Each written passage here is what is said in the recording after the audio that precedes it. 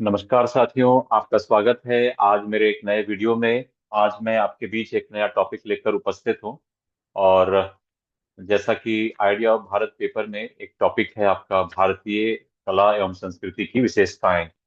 तो इस टॉपिक को हम आज इस पर बात करेंगे। सबसे पहले इस टॉपिक में जब हम बात करेंगे तो हम कल्चर के बारे में बात करेंगे कि कल्चर, हमारी जो इंडियन कल्चर है उसकी क्या विशेषताएं हैं, है ना। और उसके बाद हम भारतीय जो कला है उसके बारे में बात करेंगे। तो ये वीडियो दो हिस्सों में बटा हुआ है। तो जैसा आप डायग्राम देख पा रहे हैं तो इससे आपको पता लग ही गया होगा कि हमारे कल्चर की क्या विशेषताएं हैं। आप देख पा रहे हैं आपके स्क्रीन पर।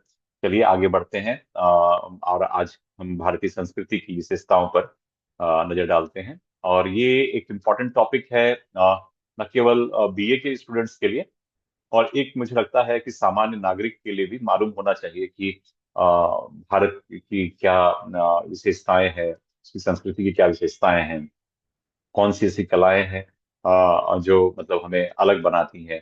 तो आइए इन्हीं सब टॉपिक, इन्हीं सब चीजों पर हम बात करेंगे। तो हम आगे बढ़ते हैं। जैसा कि हम देख रहे हैं कि भारतीय जो कला है वो उसका जो अपना एक कह सकते हैं एक रिच और डाइवर्स हेरिटेज है, और हजारों साल का अपना की अपनी विरासत है। और इसी को लेके जिसमें हम स्पिरिचुअलिटी की बात करते हैं, इतिहास की बात करते हैं। और इन इसमें हम देखते हैं, और हमारी जो जो हमारी जो सांस्कृतिक के जो ताना बाना है, जो कल्चरल टेपेस्ट्री है, उसका उसकी जब सबसे बड़ी खासियत ये है कि यूनिटी इन डाइवर्सिटी, कि हम हमारे में विविधता में एकता की जो बात है, चाहे वो कलाओं की बात हो, परंपराओं की बात हो, परत प्रथाओं की बात हो, वो सारी बातें जिसको हम उस लेगेसी को हम हजारों साल से मेंटेन किए हुए आज भी हमारे जीवन का वो हिस्सा है। ऐसा नहीं है कि दुनिया के जो तमाम सभ्यताएं हुई उनकी जो जो विशेषताएं थे, या उनके जो कल्चर था, उनका जो उनकी जो कलाएं थी, शायद आज भी विलुप्त हैं या वो उस चीज को फॉलो नहीं करते हैं। लेकिन हमारी जो बात है, जो भारतीयों की बात है, वो सबसे अलग है, सबसे जुदा है। और यही उसकी खासियत है कि हम वो ट्रेडिशन, वो जो रिच ट्रेडिशन है, जो कल्चरल हेरिटेज है, उसको आज भी हम अपने जीवन में आत्मसात करते हैं और आगे बढ़ रहे हैं। और निश्चित रूप से ये वीडियो इन्हीं सब चीजों पर बात करेगा। तो आइए आगे बढ़ते हैं। अ, भारतीय संस्कृति की जो सबसे जो प्रमुख विशेषता जिसको हम लोग मानते हैं, प्राचीनता और निरंतरता, यानी कि लॉन्जिविटी एंड कंटिन्यूटी। यानी कि इसको मैं और हर पॉइंट को डिस्क्राइब करूंगा। तो पहला है प्राचीनता और निरंतरता। दूसरा है आपका यूनिटी इन डाइवर्सिटी, यानी कि विविधता में एकता। फिर है टॉलरेंस, जो हमारा जो टॉलरेंस लेवल है हर हर मायने में। यानी कि आज आज तो हम लोकतांत्रिक देश हैं, और हम एक दूसरे के बिलीफ्स को, एक दूसरे के थॉट्स को, एक दूसरे के आइडियाज को हम रिस्पेक्ट करते हैं। जो म्यूचुअल रिस्पेक्ट है एक दूसरे के प्रति, और एक टॉलरेंस जो हम कैरी करते हैं, तो उसकी बात होगी। इसके साथ ही amalgamation of spirituality and materialism, that means कि आध्यात्मिकता और भौतिकवाद का समावेश। उसमें समामिलन लिखा हुआ है, that is not correct word. I think ये जो सही वर्ड होना चाहिए, आध्यात्मिकता और भौतिकवाद का समावेश। मतलब हम हम स्पिरिचुअल भी हैं और मटेरियलिस्टिक भी हैं। मतलब ऐसा नहीं है कि जैसे यूरोप में है, हाईली मटेरियलिस्टिक लोग हैं, है ना। वैसे हमारा मतलब हम प्रैक्टिकल लेवल पे स्पिरिचुअल भी हैं, और प्रैक्टिकल लेवल पे हम मटेरियलिस्टिक भी हैं। तो ये इस चीज की बात होगी। फिर सिंप्लिसिटी, भारतीय जो है सादगी के लिए, अपनी सिंप्लिसिटी के लिए जाने जाते हैं। इसके बाद है नॉन वायलेंस। जी हाँ, जिसकी मैं हमेशा बात करता हूँ कि भारत की जो सबसे बड़ी विशेषता है, मैं जिसको इस पॉइंट में सबसे नीचे आ रहा है, लेकिन आपको बता दूं कि सबसे बड़ी बात है, दुनिया को जो संदेश हमने दिया, चाहे वो बुद्ध के माध्यम से, महावीर स्वामी के माध्यम से, या 20वीं शताब्दी में गांधी के माध्यम से, तो वो है अहिंसा। और फिर परस्यूट ऑफ ट्रुथ, यानी सत्य की खोज। हमारे हमारी जो ऋषि मुनि रहे हैं, हमारे जो संत रहे हैं, वो लगातार सत्य की खोज में, और आज भी जो हमारे विद्वान हैं, जो स्कॉलर्स हैं, उस ट्रुथ की खोज में हैं। और हम सत्य की तरफ आगे बढ़ने का प्रयास करते हैं। चलिए साथियों, तो ये इसमें से डिग्निटी ऑफ लेबर है, ये एक इम्पॉर्टेंट पॉइंट है। श्रम की गरिमा निश्चित रूप से भारतीय जो है इस मामले में दूसरों से अलग है, और हम वैल्यू करते हैं लेबर को। हम करते हैं उस डिग्निटी ऑफ लेबर को हम वैल्यू करते हैं। और सबसे मजे की बात, पीसफुल को एग्जिस्टेंस, जहाँ पे हम अलग अलग जाति, अलग अलग धर्म के लोग, अलग अलग वर्ग के लोग, अलग अलग हमारी खान पान, हमारी मान्यताएं, फिर भी हम साथ में रह रहे हैं। ये शांतिपूर्ण सह अस्तित्व, एक दूसरे को रेस्पेक्ट करते हुए, म्यूचुअल रेस्पेक्ट के साथ रह रहे हैं। ये हमारे इंडियन कल्चर की प्रमुख विशेषताएं हैं जिसको हम देख रहे हैं। इसी को हम इस डायग्राम के माध्यम से देख सकते हैं। इसको, ये आपकी स्क्रीन पे दिख रहा होगा, ये अच्छा लगेगा। और मैं बच्चों से कहूंगा कि यदि प्रश्न पूछता है कि भारतीय संस्कृति की विशेषताएं क्या है, तो जरूर इस प्रकार का डायग्राम बनाए, तो वो इट लुक्स गुड। और आपको एक एक्स फैक्टर, जो आपका आंसर होता है उसमें एक्स फैक्टर देता है। तो मैं जरूर कहूंगा कि इस प्रकार के डायग्राम जरूर यूज करें आंसर लिखते समय भी। तो ये आप देख पा रहे हैं, इसको मैंने अलग अलग इसमें बनाया हुआ है। आगे बढ़ते हैं।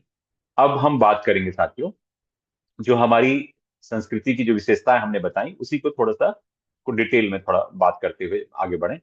और जैसा कि पहला है हमने लॉन्जिविटी एंड कंटिन्यूटी। लॉन्जिविटी और कंटिन्यूटी के साथ यदि मैं बात करूं, इसको देखिए, मैं इस प्रकार से बात करूं कि जो हमारा वैदिक ट्रेडिशन है, हमारा जो इपिक्स है, चाहे महाभारत हो, रामायण हो, चाहे कोई और ग्रंथ हो, तो ये सारे आप देख रहे हैं, ये जब हम वैदिक परंपराओं की बात करते हैं या उनके कहते उन वो आज भी हमारे यहाँ पे हम, जैसे आज भी हम सूर्य की जब उपासना करते हैं, तो ओम भूर्भुवः स्वः तत्सवितुर्वरेण्यम भर्गो देवस्य धीमहि धियो यो न प्रचोदयात्। ये जो है इस मंत्र को सवित्री, जो सूर्य की देवी, मतलब उनको ये समर्पित है, आज भी हमारे रिचुअल्स में है।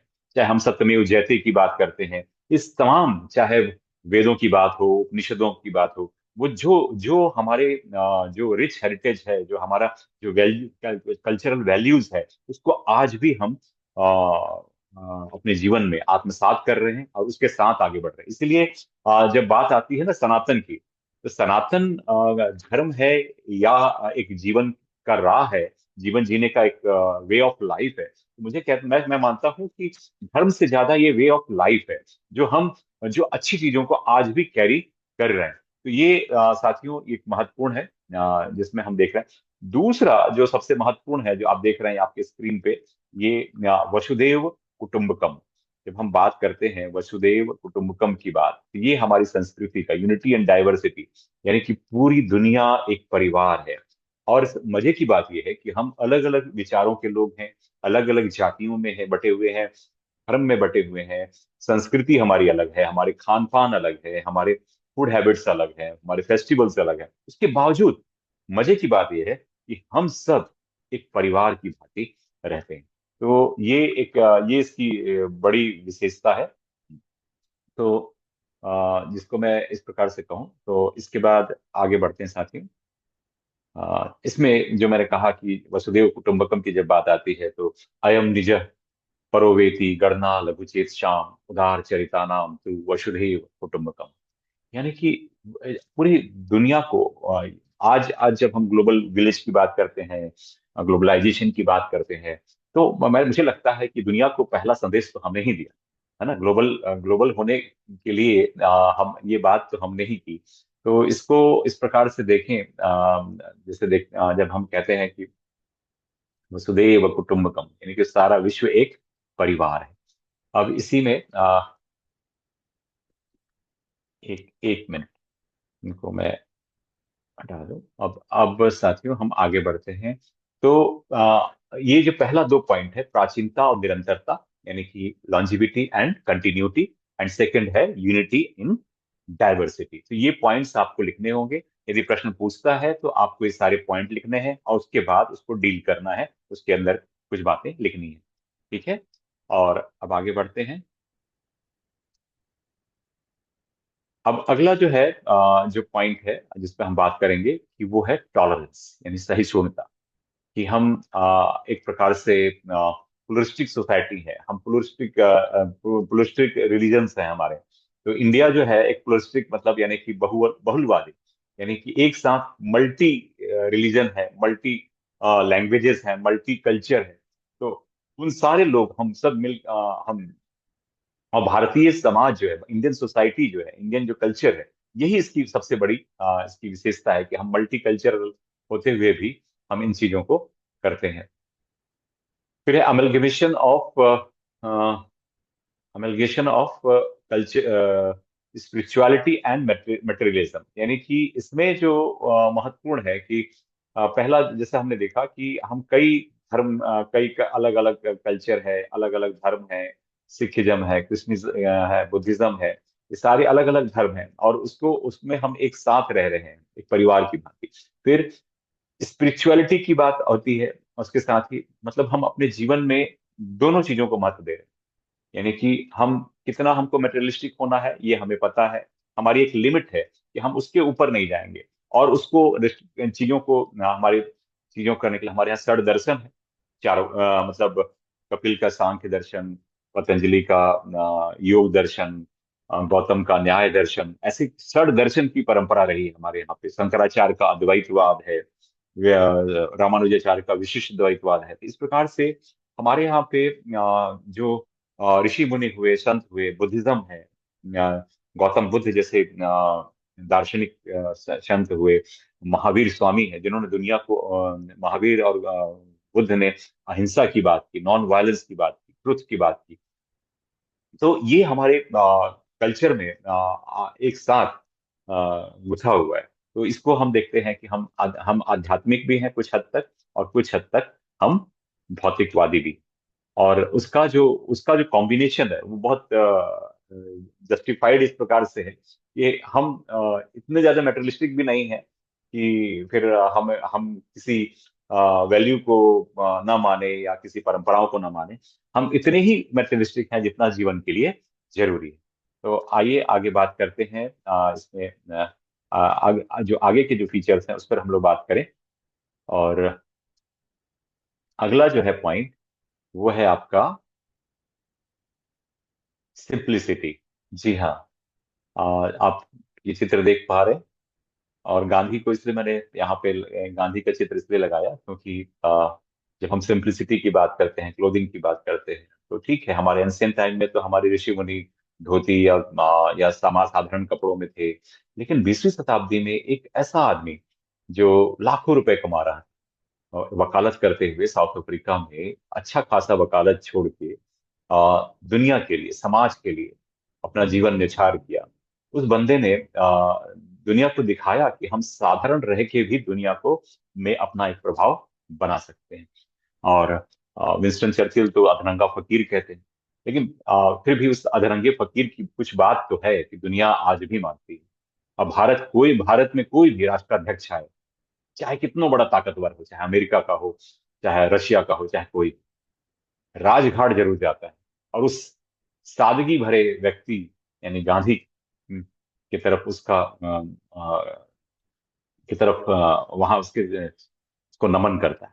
यानी कि उस सादगी में कुछ दम है। तो साथियों, कभी कभी लगता है कि जब हम मैटेरियलिस्टिक ज्यादा हो जाते हैं तो सिंप्लिसिटी जो है हमको वास्तव में स्पिरिचुअलिटी की तरफ ले आती है। सिंप्लिसिटी हमारे जीवन का एक महत्वपूर्ण है, और खास करके आज भी हम जो हमारे रूरल एरिया में हम देखते हैं, जो हमारे हमारे जो हमारे जो दादा दादा है या पिता है, तो यदि आप उनका ड्रेस सेंस देखेंगे तो बहुत सिंपल है। मुझे लगता है कि आज हमारा जो पहनावा अलग है, लेकिन हम प्राचीन काल से उस सिंप्लिसिटी को जीवन में, चाहे खान पान की बात हो, कपड़े की बात हो और रहन सहन की बात हो, वो सिंप्लिसिटी हमारे लाइफ में दिखाई देती है।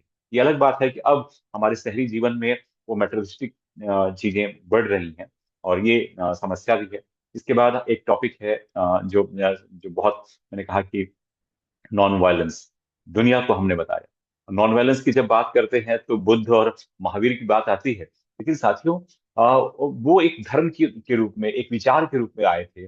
गांधी ने इसे एक ऐसा टूल दिया, दुनिया को एक ऐसा हथियार दिया कि आप निहत्थे होकर भी आप कमजोर हैं, आप दलित हैं, आप पिछड़े हैं, किसान हैं, मजदूर हैं, महिला हैं, आपके पास कुछ भी नहीं है, लेकिन फिर भी बड़ी सी बड़ी शक्ति से आप लड़ सकते हैं। ये अहिंसा का मार्ग, जिसे कॉमन मैन का टूल बना दिया, वो गांधी थे। इंडियन फ्रीडम स्ट्रगल में हम गांधी को चाहे कितनों भी खारिज करें, कितनों भी नेग्लेक्ट करें, कितनों भी इग्नोर करें, लेकिन हमारा फ्रीडम मूवमेंट, गांधीयन मूवमेंट के बिना, आप यदि गांधीयन मूवमेंट को आप उस हिस्ट्री के पन्नों से निकाल के देखिए, आपको आपका फ्रीडम मूवमेंट कुछ अधूरा सा दिखाई देगा।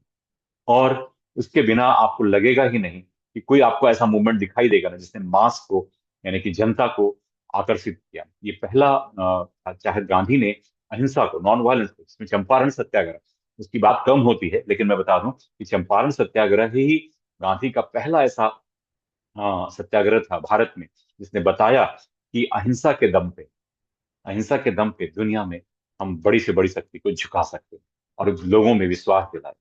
आइए आगे बात करते हैं साथियों, अगले पॉइंट पे।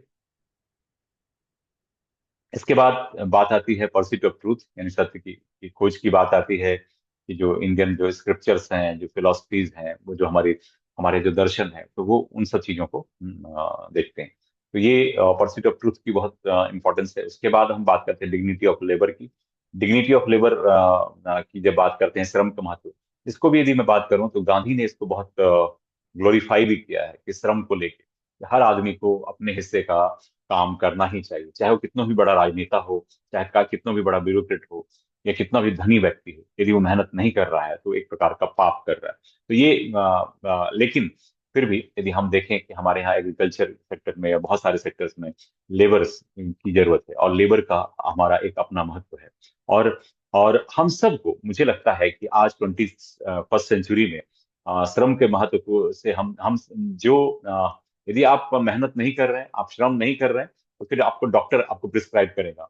जब 40+ जैसे ही होंगे, आपको तमाम बीमारी, आप इतने मेटलिस्टिक हो चुके होंगे, इतने सुविधा भोगी हो चुके होंगे, कि फिर आपको फिर वो श्रम करना पड़ेगा। ठीक है, ये थोड़ा सा आर्टिफिशियल श्रम करेंगे, आप ट्रेडमिल पे करेंगे, तो फिर हम की उसकी आवश्यकता ही क्यों, क्यों हम जीवन में अपने काम क्यों ना करें, कुछ ऐसे हम हमें क्यों नहीं करना चाहिए। तो ये सब चीजों को यदि हम समझें, तो डिग्निटी ऑफ लेबर जो हमारी परंपरा में है, और हमारे जो कारीगरों हमारे जो कारीगर हैं, जो हमारे, उनका सम्मान होना चाहिए। इसलिए विश्वकर्मा जयंती हमारे यहाँ 17 सितंबर को जब हम मनाते हैं, तो हम विश्व के कर्मा कहलाते हैं। और तमाम मतलब जो हमारे जो श्रमिक हैं, हम मजदूर दिवस के रूप में हम सेलिब्रेट करते हैं। तो लेकिन ये ठीक है, फिर भी हम ये माने कि हर श्रम का एक महत्व है, और जब तक हम उस श्रम का महत्व नहीं देंगे, तो शायद हम सही मायनों में भारतीय नहीं।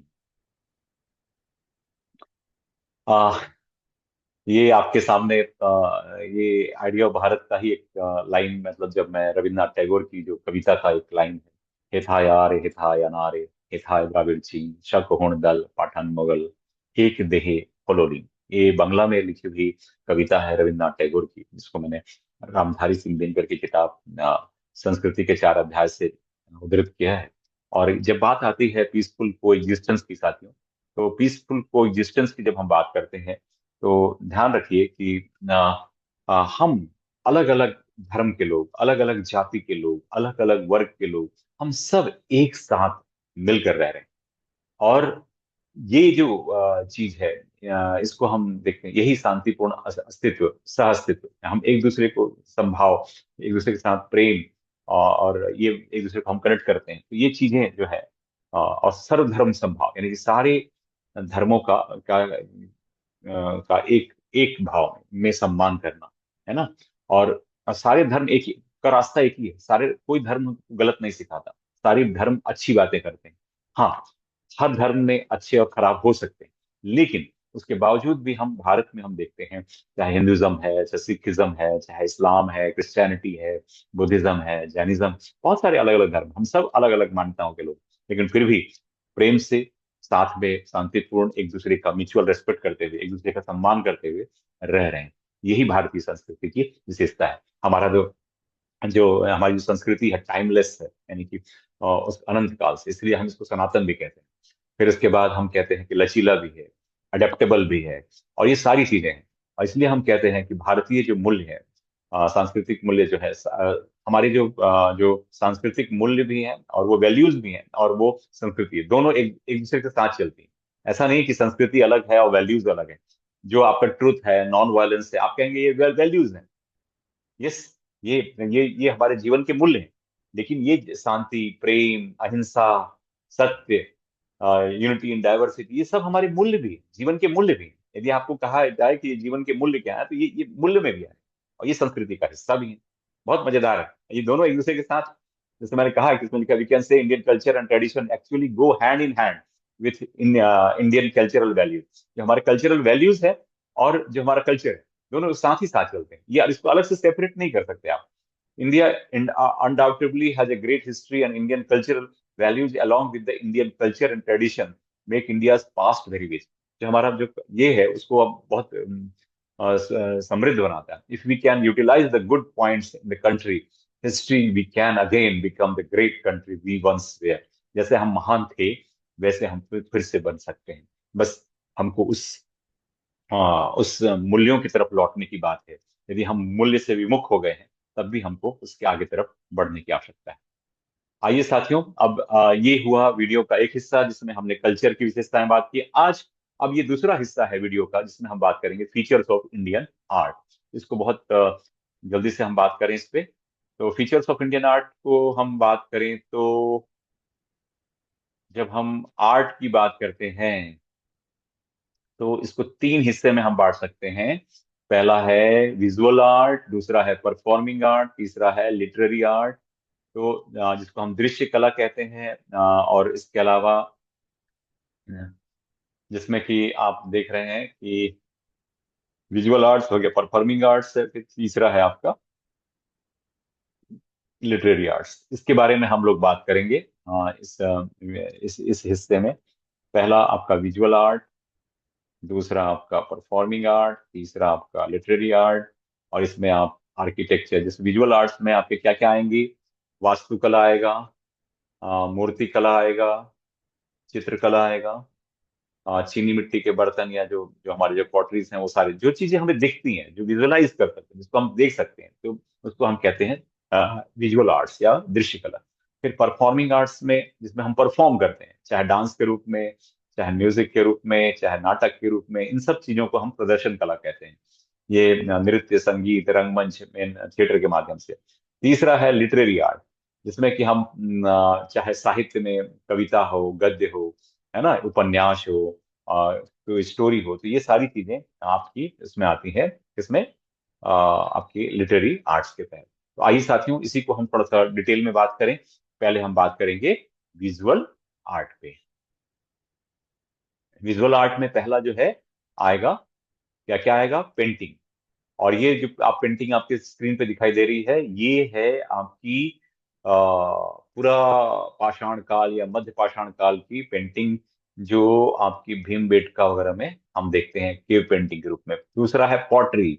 ये है पॉटरी यानी कि बर्तन, मिट्टी के बर्तन। फिर उसके बाद है आपका आर्किटेक्चर यानी कि वास्तुकला। जैसे चाहे उसमें मंदिर वास्तुकला हो, चाहे कोई और भवन हो, तो हम उसमें आर्किटेक्चर के रूप में देखेंगे। फिर हम बात करेंगे स्कल्पचर्स यानी कि मूर्तियां। ये आप देख पा रहे हैं, इसको थोड़ा सा मैं मिनिमाइज करूं मैं अपने फिगर को। ये देखिए, अब ये देख पा रहे हैं आपके सामने, यह मोहनजोदारो या हड़प्पा से मिली हुई एक हड़प्पन सिविलाइजेशन की एक कांसे की मूर्ति है। कांसे की नृत्य मूर्ति जो है आपकी, डांसिंग डॉल। तो उसके ये आपका, हम इस विजुअल आर्ट्स में ये चार चीजें इंक्लूड होंगी। क्या क्या होंगी, पेंटिंग, पॉटरी, आर्किटेक्चर, स्कल्पचर। ठीक है। तो हम लोग इस पर हम लोग बात करेंगे आज, ये दूसरे वीडियो के दूसरे हिस्से में। तो चलिए साथियों, आगे अगला अगला देखते हैं कि क्या है। पेंटिंग में हम बात करें। पेंटिंग के भी हम, मैं बहुत जल्दी से बता रहा हूँ, इसको आप नोट कर लीजिएगा। और जब प्रश्न पूछे, यदि कला, भारतीय कला के बारे में बात करें, तो इसके बारे में बात कर सकते हैं। जब हम पेंटिंग्स की बात आती है, तो पेंटिंग्स मैंने आपको बताया, ये गुफा गुफा की जो पेंटिंग है, ये जो केव पेंटिंग है ना, ये जो अजंता एलोरा केव्स हैं, बाघ की गुफाएं हैं। हमारे यहाँ सागर क्षेत्र में आपचंद की गुफाएं हैं। ग्वालियर के पास बाघ की गुफाएं हैं। अजंता एलोरा के केव्स हैं।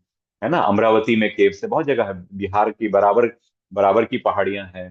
तो ऐसे बहुत सारे है अलग अलग, जिसमें गुफाओं में हमारे जो प्राचीन काल के जो लोग थे, जब गुफाओं में बारिश के समय में या किसी ऐसे समय में अंदर बैठे होते थे, तो कुछ ना कुछ ड्राइंग कर रहे थे। ड्राइंग क्या कर रहे थे, जो वो देख रहे थे, गाय बैल भैंस बकरी, जिनको देखते थे, जिनको विजुलाइज करते थे, उसके बारे में उनके चित्र वो बनाते थे। इसके अलावा टेम्पल आर्ट, जहाँ पे मंदिरों में कोई पेंटिंग करता है मंदिर की दीवारों में, है ना, तो इस प्रकार की अलग अलग, हिंदू है, जैन मंदिर है, या अलग दूसरे मंदिर हैं, उस वहां पे जो पेंटिंग बनती है ना, तो इसको हम अलग अलग प्रकार से देखते हैं। ये आपका, ये जो आपके एक और पेंटिंग है जिसको हम शायद, ये मॉडर्न पेंटिंग में से एक है जिसको देख पा रहे हैं। इसके अलावा पेंटिंग में ही हम बात करें तो मुगल मिनीचर पेंटिंग, मुगल काल पे जो जो लघु चित्रकारी में हम बहुत सारे अलग अलग चित्र पेंटिंग्स देखते हैं। फिर राजपूताना जो पेंटिंग है, खास करके राजस्थान की पेंटिंग, उसको हम देखते हैं, जिसकी अलग उसमें कथाएं कहानियां और समारोह के बारे में बात होता है। फिर जो बहुत फेमस है मधुबनी पेंटिंग, बिहार की मधुबनी जिला की ये पेंटिंग है। आज दुनिया में इसका एक अलग अलग पहचान है मधुबनी पेंटिंग को लेके, और इसकी पेंटिंग की अलग विशेषताएं हैं। इसके अलावा वर्ली पेंटिंग महाराष्ट्र की है, जो बहुत प्रसिद्ध है। वारली जो मिट्टी की दीवारों पर डिजाइन के द्वारा बनाते हैं। और एक है पट्टचित्र, पट्टचित्र उड़ीसा और पश्चिम बंगाल में हम देखते हैं। इसको थोड़ा सा मैं एक बार वापस बैक कर रहा हूँ। पट्टचित्र उड़ीसा बंगाल में उत्पन्न है। तो ये कपड़े पर ठप्पे लगाकर इसकी पेंटिंग होती है, और उसकी इस प्रकार की पट्टचित्र वाली पेंटिंग। तो ये हम देखते हैं मुगल मिनीचर, राजपूत पेंटिंग, मधुबनी, वारली, पट्टचित्र। तो ये अलग अलग प्रकार की पेंटिंग्स के तरीके हैं।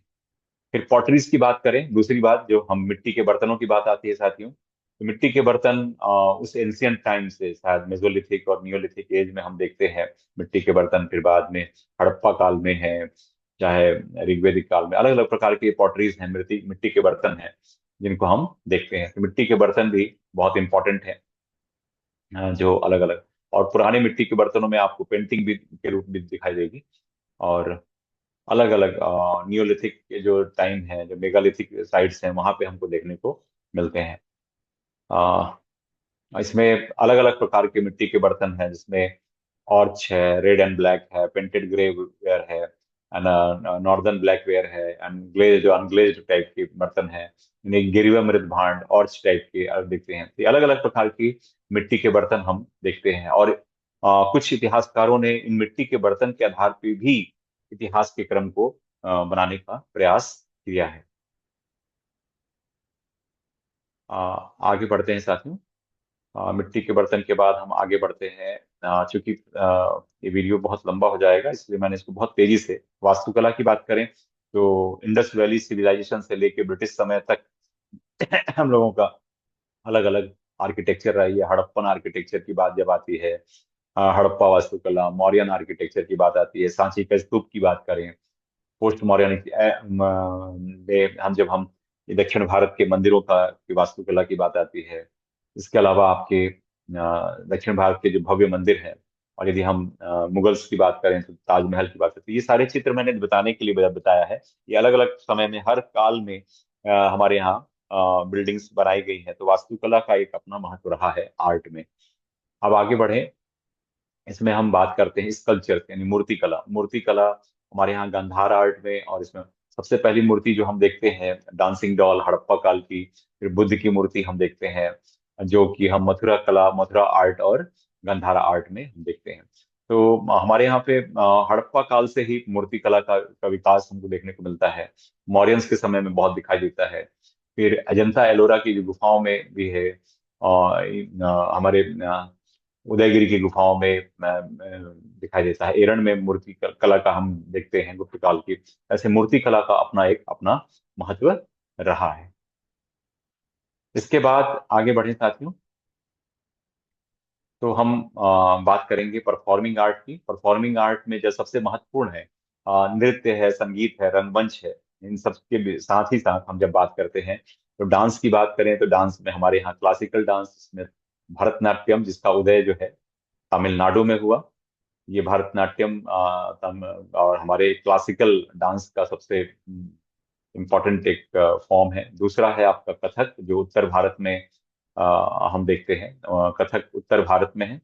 और इसके साथ आप चित्र को भी मैंने कोशिश की है, सारे नृत्य के साथ तो नहीं कर पाया हूँ, लेकिन कुछ के साथ मैंने दिखाया है।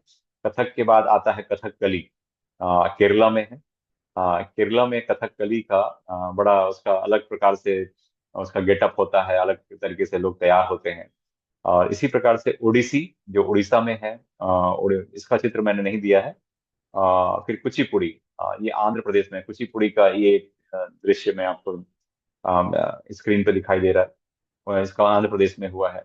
फिर मणिपुरी, मणिपुर में नृत्य, इसका अलग जो अटायर होता है, जो जो इसका जो कपड़ा होता है, एकदम अलग ही तरीके से साज सज्जा होती है। मणिपुरी के बाद हम बात करते हैं मोहिनी अट्टम।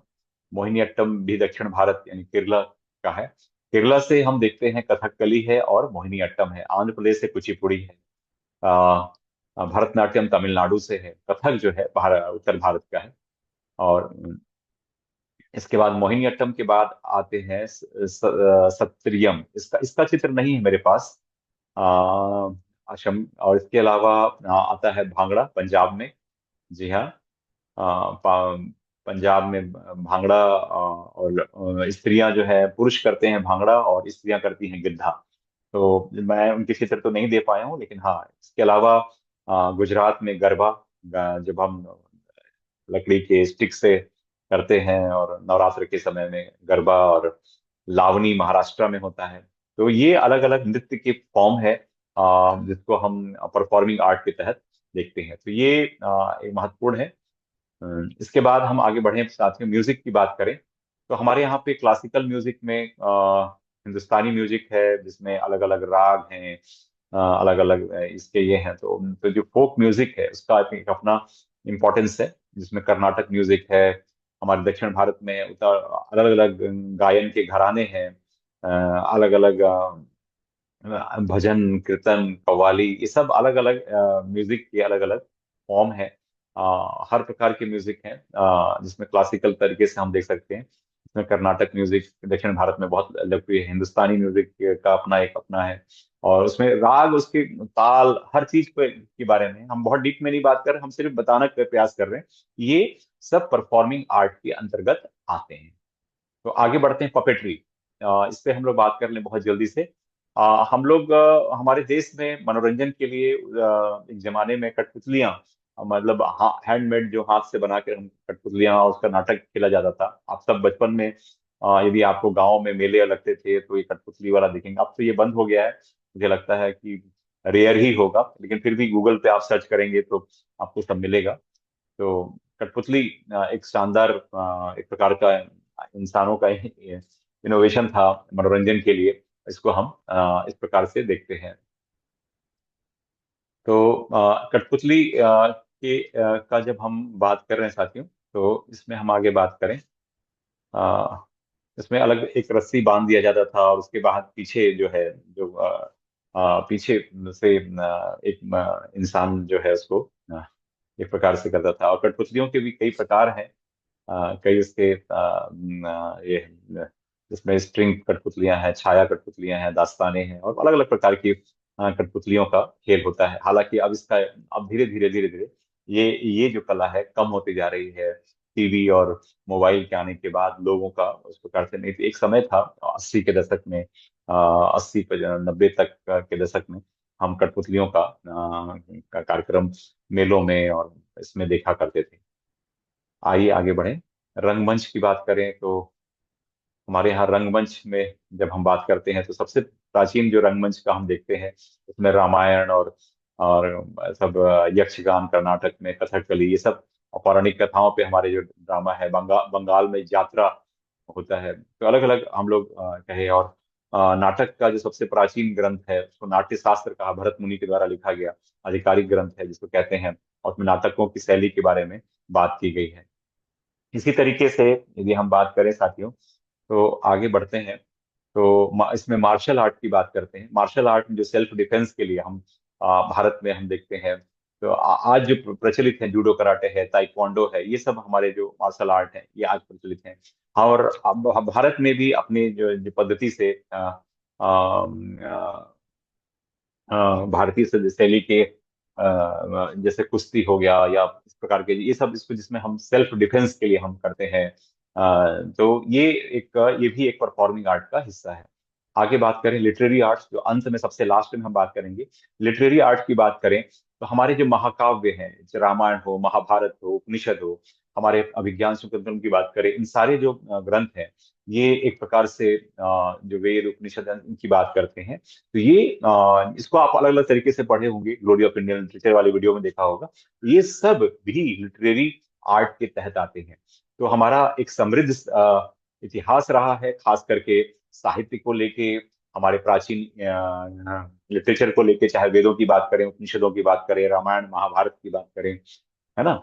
और इसके आगे बात करें, इसी में लिटरेरी आर्ट की बात करते हैं साथियों, तो इसमें एपिक्स, जिसमें मैंने कहा कि हमारे एपिक्स हैं, महाकाव्य हैं, फिर संस्कृत के जो क्लासिक्स हैं, जिसको अभिज्ञान शाकुंतलम है, मालविका अग्निमित्र है। फिर मिडिवल लिटरेचर की बात करते हैं तो भक्ति और सूफी संतों के द्वारा लिखा गया, कबीर की अपनी एक परंपरा रही है, रहीम, रामानंद, ये सारे हमारे जो भक्ति संत रहे हैं वो गायन भी करते थे। एकनाथ, तुकाराम संत, तो ये सारे ये संत जो है। इसके अलावा जो हमारे दरबारी लेखन जो हुआ, उसमें पृथ्वीराज रासो की बात करें, या पृथ्वीराज चौहान की जो ये पृथ्वीराज रासो या पृथ्वीराज विजय, इस पर लिखे गए बहुत सारे ऐसे ग्रंथ हैं जिसका अपना एक महत्व है। तो ये लिटरेरी आर्ट के अंतर्गत आते हैं। मॉडर्न आर्ट में बात करें तो बहुत सारे ऐसे साहित्यकार हुए। रविन्द्रनाथ टैगोर की बात करें, जो पहले नोबेल लॉरिएट थे, बंकिम चंद्र चट्टोपाध्याय हुए, मिर्जा गालिब हुए, प्रेमचंद हुए, बहुत सारे हजारी प्रसाद द्विवेदी हुए, सुभद्रा कुमारी चौहान हुए। तो ये सारे जो हमारे मॉडर्न लिटरेरी आर्ट के इसमें रहे हैं। और आजादी के बाद बात करें तो आर के नारायणन का एक नाम रहा है, सलमान रुश्दी, अरुंधति राय, झुम्पा लाहिड़ी, बहुत एक समृद्ध। और इसके अलावा जो हमारी क्षेत्रीय भाषाओं में, बांग्ला, मराठी, तमिल, पंजाबी, अलग अलग भाषाओं में अलग अलग साहित्यकार रहे, जिन्होंने इसको इंटरनेशनल तरीके से इस आर्ट को पहुंचाया। और बहुत सारे हमारे यहाँ बुकर प्राइज विनर रहे हैं। नोबेल प्राइज विनर में जैसा मैं कहता हूँ कि रविन्द्रनाथ टैगोर की गिनती तो होती है। इस तरीके से ये एक समृद्ध हिस्सा रहा है हमारे इसका। और अंत में बात करें कि हमारे जो इस जो कल्चर है, जो उसका आर्ट की जो विशेषता है, कला और उसकी विशेषता है, उसमें हिस्ट्री भी है, स्पिरिचुअलिटी भी है, क्रिएटिविटी भी है। और जो अंत में जब मैं कंक्लूड की बात करूं, कंक्लूडिंग रिमार्क की बात करूं, तो हिस्ट्रिकल जो कंटिन्यूटी है, रिलीजियस प्लूरलिज्म है, आर्किटेक्चरल मार्वल्स हैं, क्लासिकल आर्ट फॉर्म्स हैं, कल्चरल फेस्टिवल्स हैं, लिटरेरी हेरिटेज है, स्पिरिचुअल फिलोसफी, ये सारी चीजें भारतीय संस्कृति को, भारतीय कला को एक अलग ऊंचाई तक ले जाते हैं। और यही इसकी विशेषता है, और ये हजारों सालों से फल फूल रही है और आगे भी ये बनी रहेगी, ऐसा मेरा विश्वास है। और यदि हम अपने वैल्यूज पर बने रहे, जैसा आज तक बने हुए हैं, यदि हम उसकी ओर लौटते हैं, यदि हमारा कुछ क्षरण भी हुआ है, कुछ कमी भी आई है, तो हमको फिर से उस वैल्यूज के ऊपर की तरफ लौटना होगा। तो साथियों, ये बात हुई आज, कह सकते हैं,